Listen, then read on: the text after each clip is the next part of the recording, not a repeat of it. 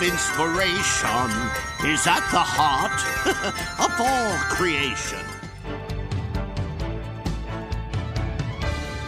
Spark a dream that we're meant to follow. You're listening to the Extra Magic Hour, brought to you by Walt's Apartment Podcast and the DisInsider. Join the team in the studio as they bring you the spirit of Disney through park news, history, and tips and tricks to make your Disney Parks vacation even more magical.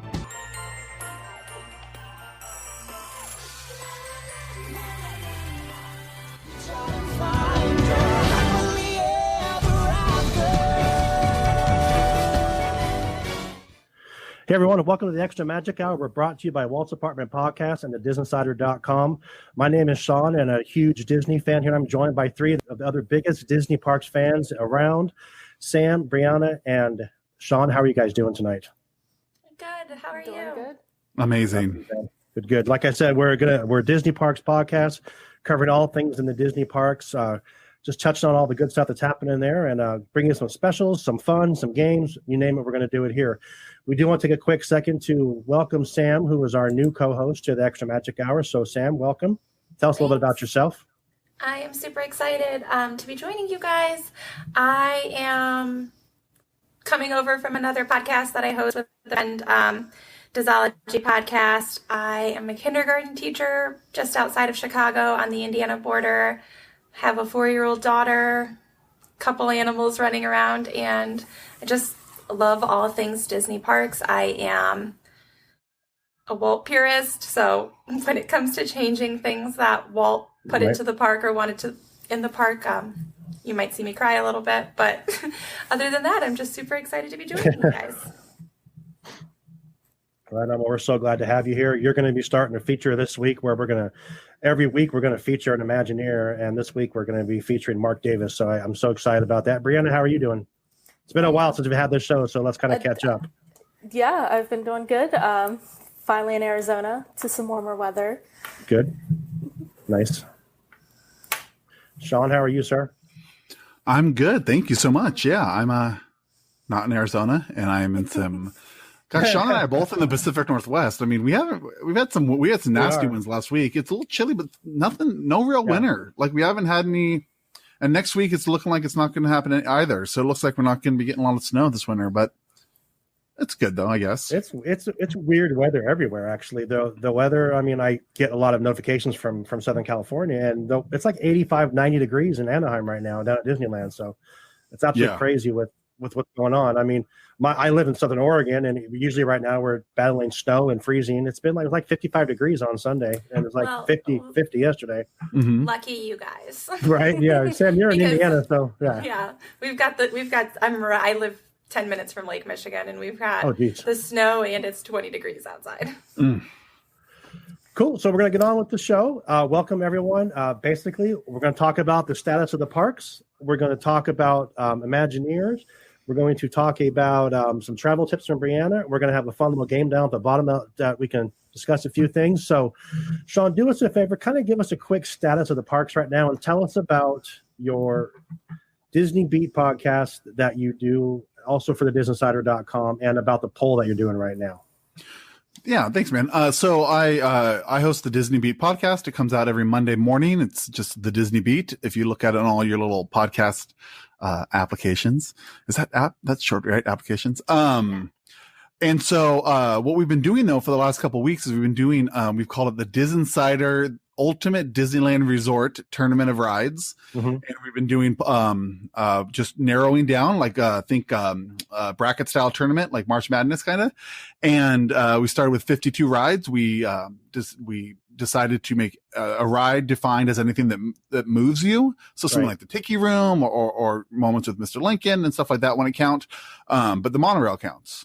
And Main Street Vehicles, which did not win its round, just so you know. It may have been the least voted on thing. So we've done the first, we're in the middle of round 2. So we've done rounds last week, and we've had, I think tonight we were about 90,000 votes so far on these tournaments, which is pretty awesome. Yeah, that's cool. do it at the DisInsider. You can do it on Twitter, on DisInsider, mine, Shawn Nyberg, the DisInsider Facebook, and the DisInsider Instagram page. And do you want me to just talk a little bit about some of the surprises and some of the stuff? I want to hear a little bit about what's going on with it. So I will say some of the stuff that happened in round one. So a couple rides got a bye because we had to, just due to the numbers. It wasn't even. So like Splash Mountain got a bye, Space Mountain, Incredicoaster, Indiana Jones Adventure, stuff like that, right? Some of the bigger ones.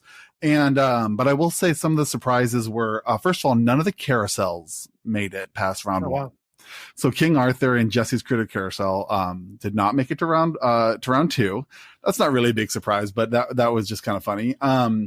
Also, Snow White's Scary Adventure got beat out by Monsters Inc. and Mike and Sully to the Rescue, which is Disney California Adventure ride, which I very much dislike. So that one was kind of surprising to me. I just thought Snow White opening day attraction, right? Right. But no, that got beat out. What was another? The big one that I thought was fun was Soaring Over California. We put that one up against Soaring Over the World because I just wanted to see which people thought. And along with my own thoughts, Soaring Over California beat out Soaring Over the World. And It tends to be kind of, I think most people that I know agree with that choice too. And the other one too, I'll say surprised me, Little Mermaid, Ariel's Undersea Adventure beat out Dumbo, the Flying Elephant in round one. And spoiler alert, it beat out Mad Tea Party, the Teacups, in round two. So people are loving that Little Mermaid ride. I think it's just nice because it's air conditioned and it just is a fun ride. So it's really fun. We have I'm looking at now, we have 3 more rounds. Well, 4 with the championship to go. So go check out and vote. So did you move Pirates right to the Final Four? No, I did not, but it looks like Pirates right now is up against Peter Pan's Flight, so a big favorite's going to be knocked out. Wow, that's wicked, man. Yeah, so yeah. So real quick, what are the matchups right now? Because I know there's not as many. If you can just run through their matchups real quick. Yeah, the ones that are up for a vote today, Wednesday night. Well, you're not going to. So the ones that are voting, we're recording this Wednesday night, but it's Big Thunder Mountain versus Mark Twain Riverboat. Big Thunder. Buzz Lightyear Astro Blasters versus Alice in Wonderland. Thoughts, Shawn? I like it's opening day attraction. It's tough, but probably Buzz Lightyear though, because it's a little more fun. Interactive and stuff too. Yeah, Guardians of the Galaxy Mission Breakout versus Jumping Jellyfish. Jumping Jellyfish made it to round 2, which blew my mind, but maybe it's just because it's for kids. Obviously Guardians for that. Jungle Cruise versus It's a Small World. That's going to be a battle of the boat rides. How's that one? That one is looking tight. We're tight. And then the matchups for tomorrow. So this will be the ones that just wrapped up when you hear this are Pirates of the Caribbean versus Peter Pan's Flight. Roger Rabbit's Cartoon Spin, which is out in Two-Town, versus Monsters Inc. Mike and Sully to the Rescue. 2 very mediocre rides. Yeah. Brianna, do you agree? Yeah. Mediocre, right? I know. I was gonna say they're fine, but I was like, yeah. Space Mountain versus Mater's Junkyard Jamboree. I mean, come on. And then the Disneyland Monorail versus Millennium Falcon Smuggler's Run. Yeah. I think this next round next week is going to be the fun ones when you get things like, you got Jungle Cruise or whatever versus Guardians, stuff like that. Some of the big ones. Yeah. Splash versus Space. So yeah, stick around. It'll be fun. Yeah, definitely check it out, guys. The DisInsider.com. And like Shawn said, he wraps it up on his podcast, The Disney Beat. You doing that on Fridays? Is when you Okay. Yep. So when you hear this, you might hear it before you hear this, either one way or the other. But check it out for sure. And also make sure you check out his regular Monday show, The Disney Beat, which he dives into all the news from the DisInsider.com. So thank you so much, buddy. I appreciate it. Is there any other kind of things going on at the parks that, I did see that Disneyland sunset their annual passes. Yep. And program. And I know that Sam brought this up in the other one. Disney World is not renewing. They haven't been renewing since COVID, since the reopening. But I just think that fact that they weren't renewing got renewed energy just because of the Disneyland announcement. Right. And then I do know that Disneyland Paris, they're getting rid of that idea of being mid-February right now too. So they're kind of in just a wait and see mode, like Disneyland. I saw something possibly April, but I'm not sure. But yeah. So. Any thoughts on Disneyland's annual pass program? Brianna or Sam? I'm sure they're going to come up with something at some Right. point. They just need to figure out what opening of the park is going to look like and when they can do that Right. and how they can phase it. And then eventually, things will get back to a new normal, but we need to get an opening date first. Yep. And Brianna, you had a Flex Pass, right? Right. So yeah, I used to have the Flex Pass before they canceled it. It's fine. Did you get the email? I have not, and straight up, I don't even know what email that it's on Okay. or what credit card I paid with. So it's something I need to go find out. Most likely, I paid with my Disney credit card, but I can't find it. So I need to go look in and see how So the Flex hard Pass, this is going to be. if I'm correct, it's the one that you can go Monday through Thursday anytime, right? Yes, And then you have to pick your times on the weekends, right? correct. Yeah, I think I only got 2 reservations for a certain period of time, and I can make them 30-ish days out. It's been so long since Right. I've actually had to do it. But it was a good deal. It was definitely close to half of what some of the upper level, no blackout dates passes were. So, and that's kind of the thing now, when they open back up, if they followed along suit with Walt Disney World, which they're probably going to have to do, is have a reservation system to get into the park, and having a pass that was Right. half the price already using a reservation system, and then the pass that's twice as much doing the same thing. I'm thinking it's going to be. I think the new thing is going to be like a Flex Pass. I think Yeah. that's because you have to, like Shawn said on the Walt's live stream. There's 1 million Disneyland annual pass holders just in that area, so they're not all going to fit in that park at one time. So and they're all going to want to go there. So they had they had to do this. So Yeah, reservations would be gone in seconds. It would be like getting onto Rise of Resistance. yeah, Well, it's in all those pass holders, they provide an income for Disney, right? But then they need the people to fly. They I mean, we all know they prefer to have the parks full of guests who are staying at their hotels because, they're more likely to buy, they have to pay for food on every meal, right? Because they don't live there. And then, they're more likely to buy dumb things like I did when I took my niece, like the picture with Goofy that was $40 or, stuff like that. And so, I think they'd rather keep those people happy. Right. And for the pass holder, especially a local one, they're going to come in, do 2 rides, eat a meal that they get a discount on and leave. Whereas someone from out of town, is going to stay on site or stay close by. They're going to stimulate that economy all around.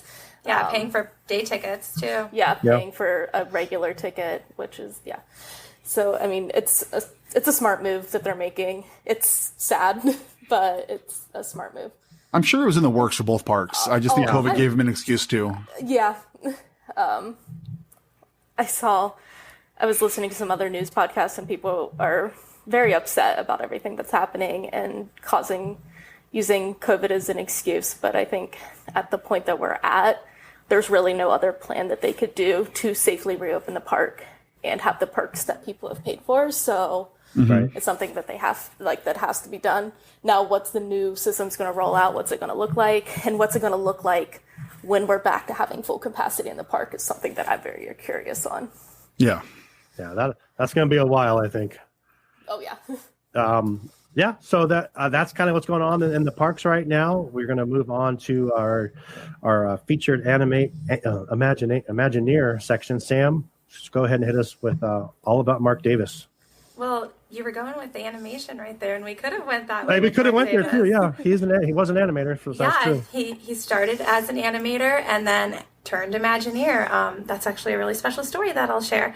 But before we jump into our Imagineers, I kind of want to share a quote about them or something that they said that really speaks to their personality. So this one I have for Marc Davis is said by Walt himself. And he said, Marc can do a story, he can do character, he can animate, he can design. Shows for me, all I have to do is tell him what I want and it's there. He's my Renaissance man. So you'll often hear Marc referred to as Walt's Renaissance man. He could do anything that Walt wanted him to, which is why he went from animation to Imagineering. He was one of Walt's 9 old men animators who pretty much gave us all of our classic animated Disney films. He started as an apprentice in animation on Snow White and the Seven Dwarfs, and then just from there they were like, no, we've got to give him more storytelling capabilities. And he ended up doing Bambi. They realized that he had a lot of ability to show animation, to show movement, and especially animals and female characters. So he became the ladies' man. He spent a lot of time when he was in school going to the zoo and drawing the animals, and that was what made him the perfect fit for Bambi. He animated most of the female characters that we had in early animation. The princesses, he did Cruella, Maleficent, Tinkerbell. Pretty much if there was a female character at some point, Marc Davis helped animate her. I know that Mary Costa, who was Briar Rose, at that time, voice actors weren't really considered important. So like she wasn't even invited to the movie premiere or anything, but she talked about one time how Marc Davis sat with her and like he watched her do her lines, and he was drawing her and drawing the way she moved because he wanted to get it right. He wanted to have the real essence of her personality behind her voice in her character's presentation. So that just goes to show how much he cared about the presentation of his characters and how accurate he wanted them to be. Same thing with watching animals move. You know, they would bring animals into the studio for him so that he could draw them, watch the way they moved. And that was something that was really important to Walt. So his career began in 1935, like I said. He did things like Song of the South, Cinderella, Alice in Wonderland. He did a bunch of shorts. And then Walt came to him and said, listen, I have somebody doing Jungle Cruise, and I'm not happy with the scenery. I'm not happy with how it's going. And Marc Davis was a funny man. That's something that a lot of people I don't think knew about him. He had a big personality. He was funny. And they brought him in to kind of redesign what they were seeing with Disneyland's Jungle Cruise. And he stepped into Imagineering, and it's a classic attraction. It is one of my favorites. Top 5 attractions there for me. So that was his first step into Imagineering. He worked on Disneyland's Enchanted Tiki Room with the animatronics. He wrote some lines, I believe. He did some work on It's a Small World with his wife, Alice. I can tell you their story in just a second. He did work on Haunted Mansion. We know that, he worked on that. And there was a little bit of a back and forth with Claude Coates, and their personalities kind of differed a little bit. And, one of them wanted humor and one of them wanted more dark. And they kind of had to work together on that. And Exitensio definitely created the music for that to create a balance. But I mean, a lot of fans think that there was some animosity between Marc and Claude because of that. I've spoken with Claude's son, Alan, before. He said that was not the case. People kind of blew that up and made it something that it wasn't. His dad never spoke poorly of Marc and loved working with him. They, were creative participants together. I told you about Jungle Cruise, and that's how he switched to Imagineering. He had a 43-year career with Disney. He retired in 1978.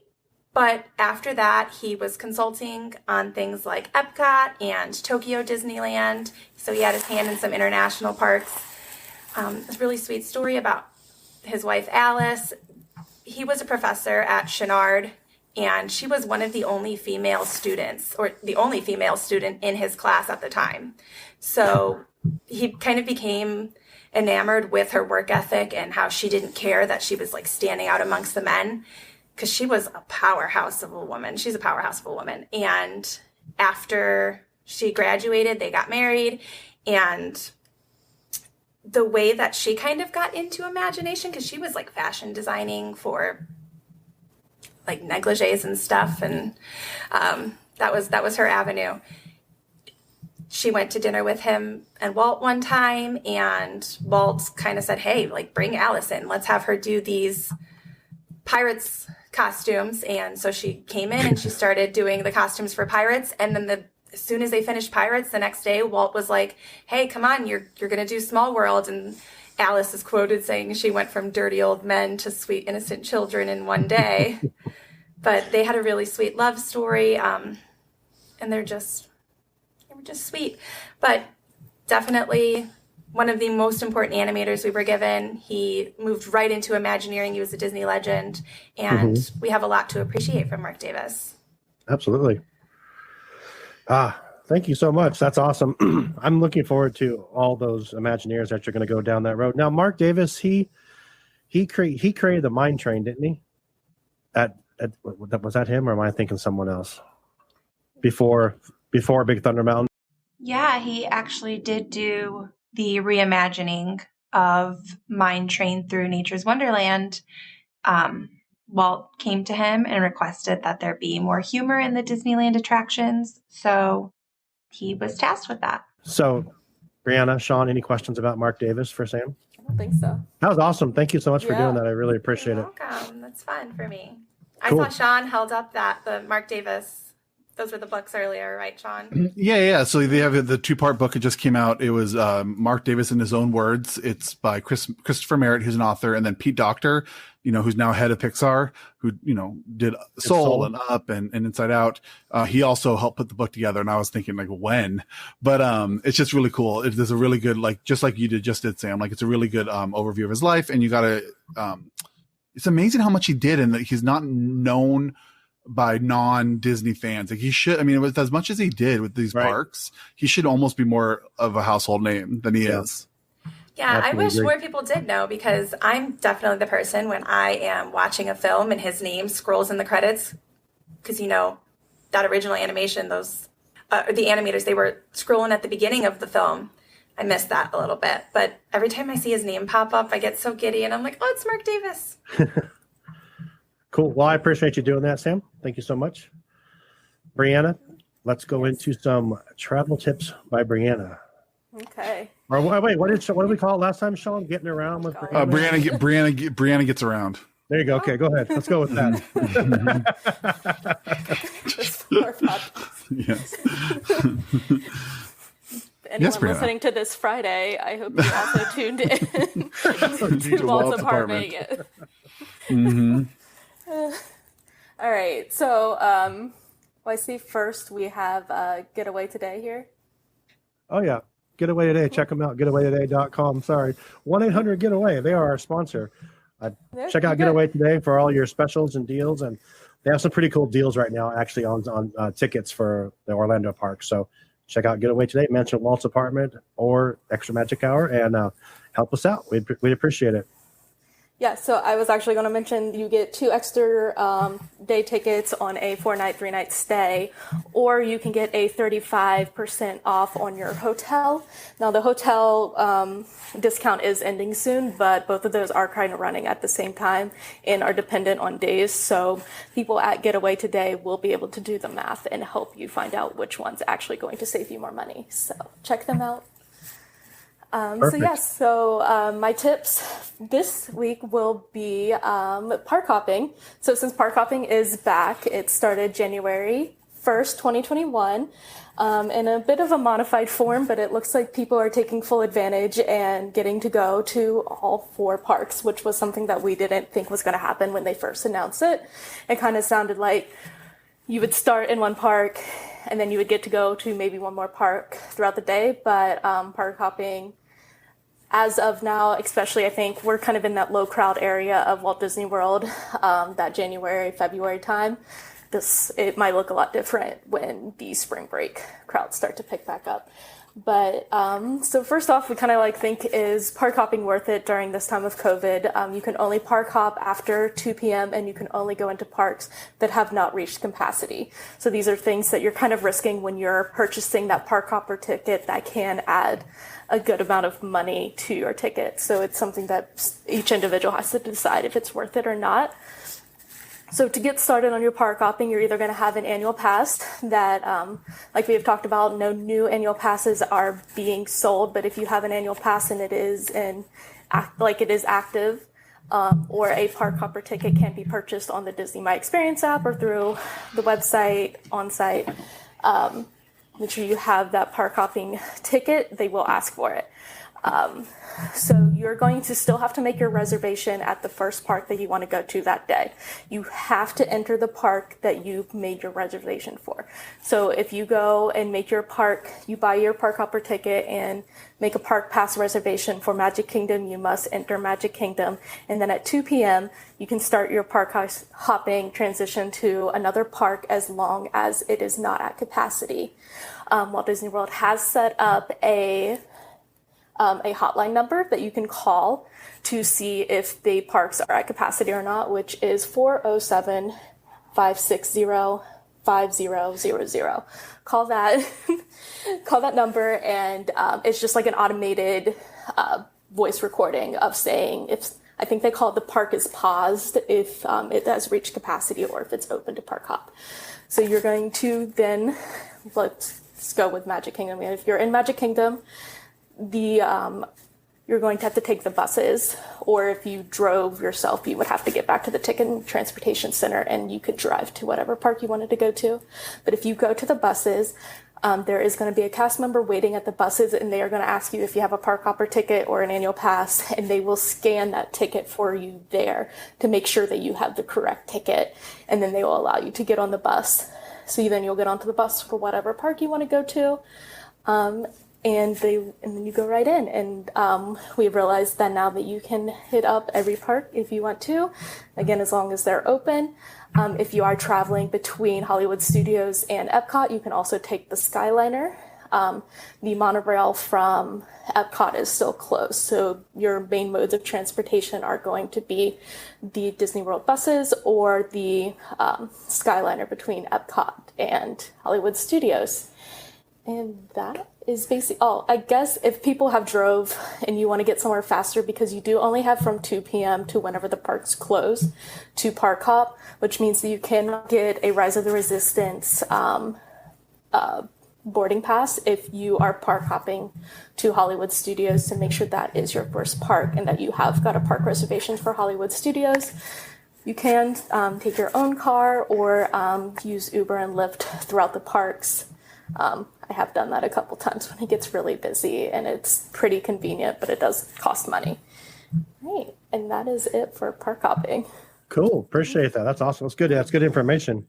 I had no idea until you said that you can actually go to all the parks if you want to. That's pretty cool. I don't think anyone really knew, and I think some people were just like, let's try it, and it's happening. Well, that's cool. I appreciate that. Appreciate the information, and I'm sure our listeners will appreciate it as well.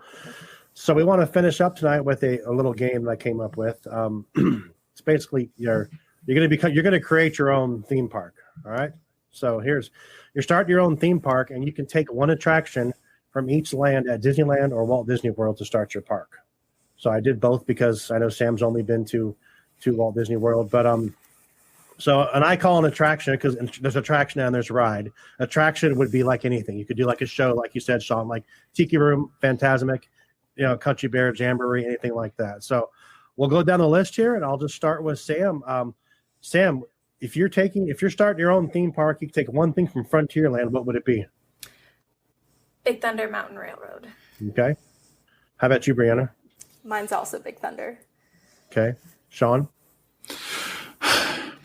Well, I'm going to get my roller coaster in at a different part in a different land later, because I want to make sure I have enough for, it's a wide park for everyone. So I'm going to actually take from Walt Disney World's Frontierland and the Magic Kingdom and grab Splash Mountain. Oh, that's smart. That's smart. Okay. Till you kind of said that, I kind of thought about I was going to say a Big Thunder Mountain for sure, but I mean, there are some pretty cool roller coasters in other lands, but I'm still going to stick with. I'm actually going to say. Would you say Fantasmic is in Frontierland? I was going to say the Mark Twain Riverboat, just because if you have that means you get Rivers of America too. Yeah. But I would say sure, yeah, it is. At least in Disneyland.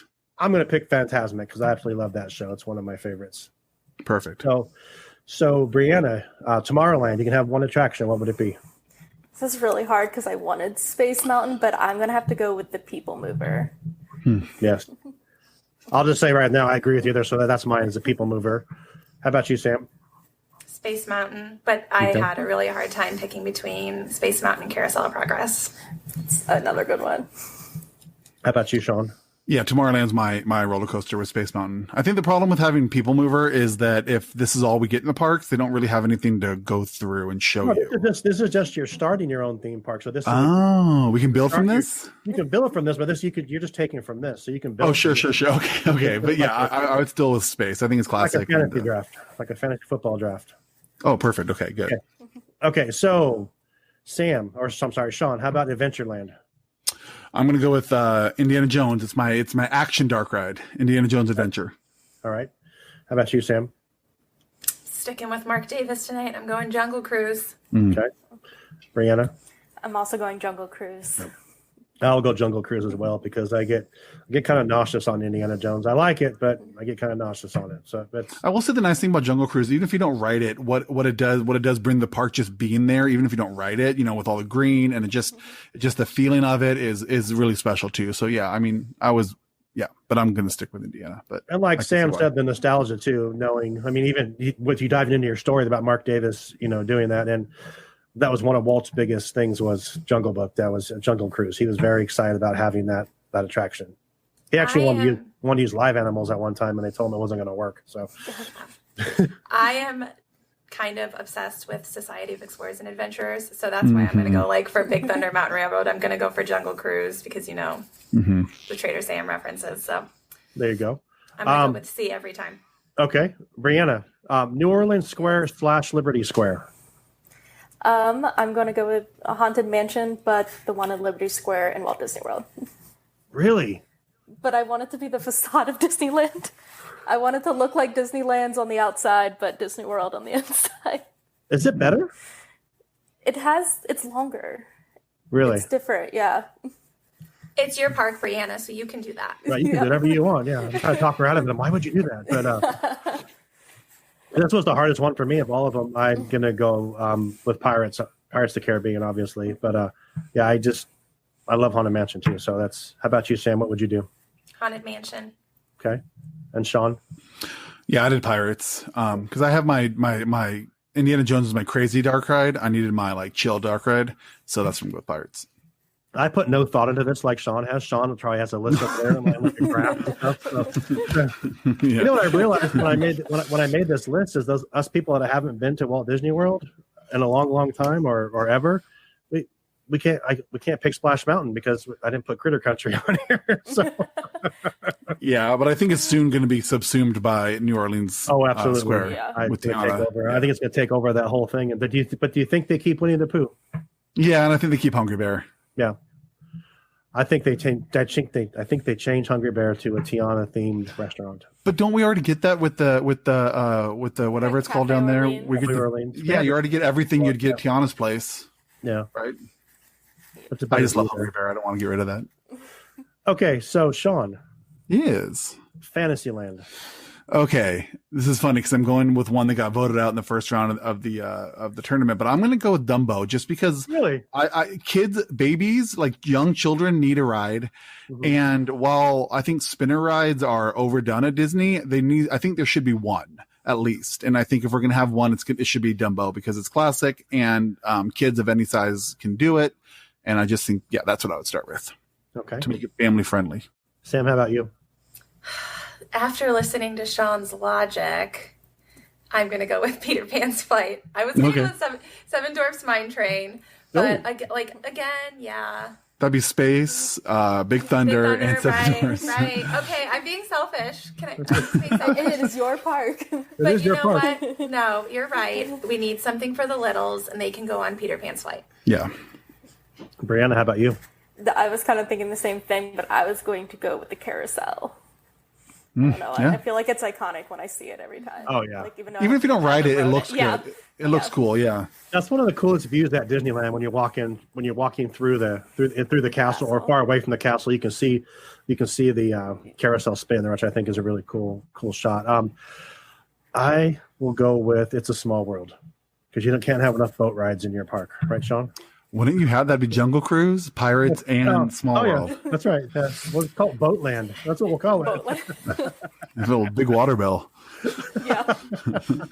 Now the last land, I think it's kind of like I don't know. Are we all just? I mean, who's going to put down Smuggler's Run unless Savi's workshop to build lightsaber. That's pretty cool. That's why I said you can pick an attraction too. That's why I picked. Sorry, I didn't mean to jump on everyone, but is everyone going to be last on one's Disneyland? Galaxy's Edge? If you couldn't tell, but I haven't been there. I don't think Shawn's been there. I have. You have?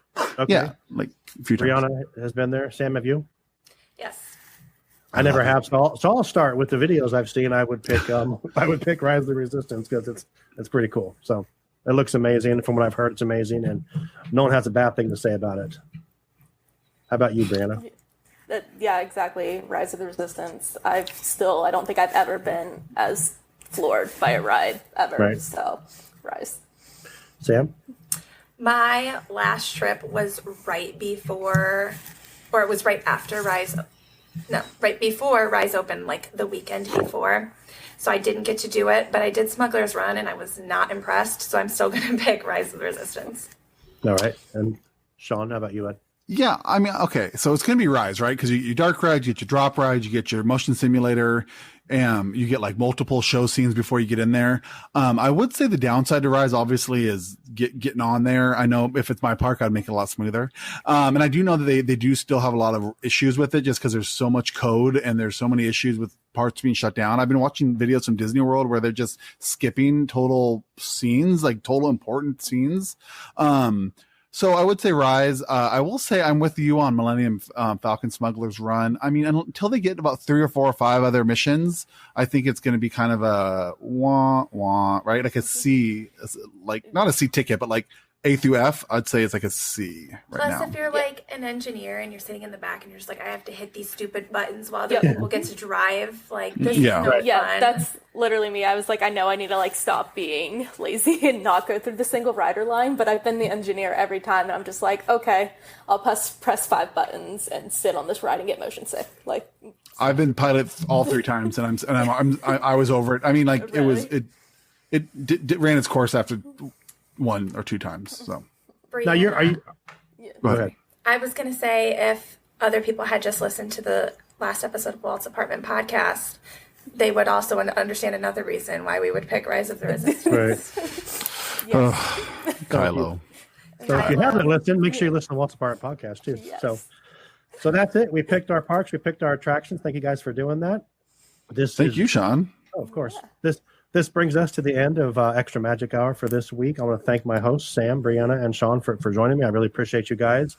Thank you for getting this going and running it, man. Oh, absolutely. You wear a lot of hats. This is I've always said this, that when we had the decast, they always said you need to do a parks podcast, and this is what I've always wanted to do, and it's never really gotten to that place. I think we have people in place now that are going to drive this and push it, and all different aspects of people's thoughts too, I think are huge. So from me, from Sam, from Brianna, from Shawn, and all of us here at Walt's Apartment Podcast and the Extra Magic Hour, I want to say thank you very much and hope you have a magical day.